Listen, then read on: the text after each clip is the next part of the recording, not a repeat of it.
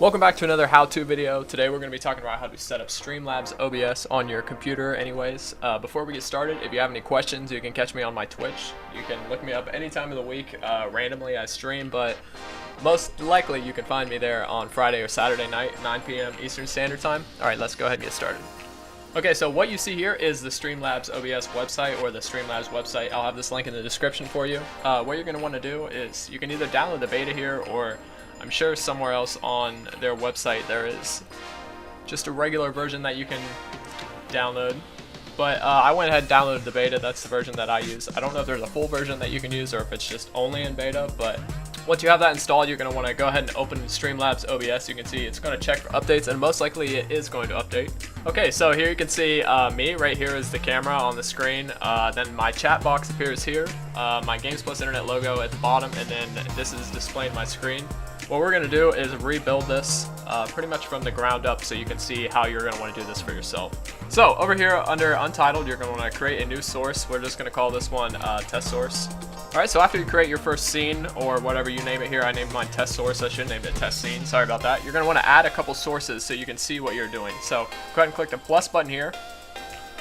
The way I have mine set up is through display capture, so it's going to capture the entire screen when I'm live streaming, whatever monitor that you have selected. You also can do window capture and have it just capture a specific window if you're playing a game. But I always do display capture so you can see my entire screen. So as you can see, there's a preview there that shows the entire screen in there. We're just going to click add existing source. If you have to, you can resize this in here, whatever size you would like. Okay, so after we've done that, we're going to go ahead and add my camera back over top of that. And the way I do this is by clicking video capture device. You're going to click add source. I have this as an existing source already because I've set this up, but if you're going to want to click add source, and then it will find your webcam. It's not showing one right now because it's already synced in there, so let me fix this. And then you can see your camera will pop up here. You can move it to wherever you like. It'll kind of snap to the screen, and you can resize it. It'll keep its ratio, so keep that in mind if you're going to create an overlay with it. And with that being said, I am going to go ahead and add an image onto this for an overlay. So click plus again.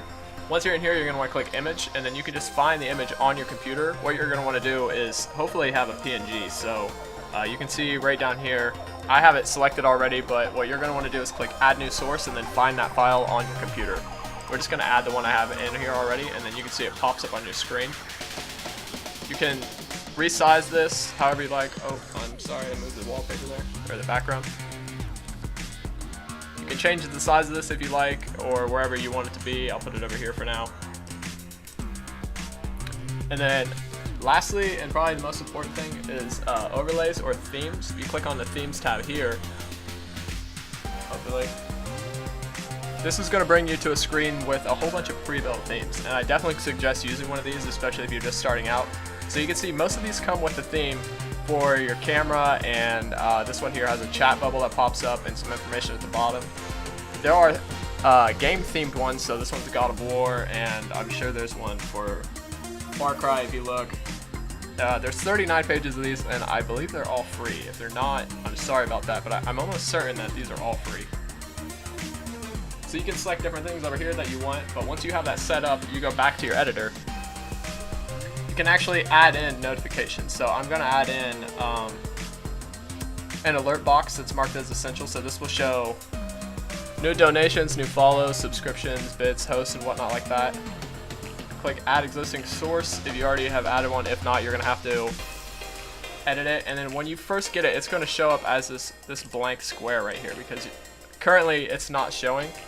If you want it to display, you can go down here and click test widget, and then you can just click follow or whatever, and you can see it pop up. If you want to resize it, you can use your arrow keys to move it up or down, or click on the outside and change the size.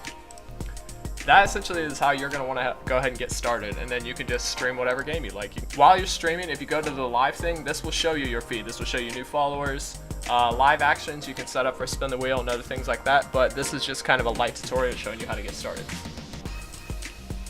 I hope that you learned something. If you didn't, I'm sorry. Please leave me a comment, something constructive, hopefully. If you have any questions, you can either put it in the comment section below or catch me on Twitch on Friday, Saturday night, and starting soon, we'll be doing it on Tuesday nights as well. So thanks for watching, guys. I hope you enjoyed the video. Peace.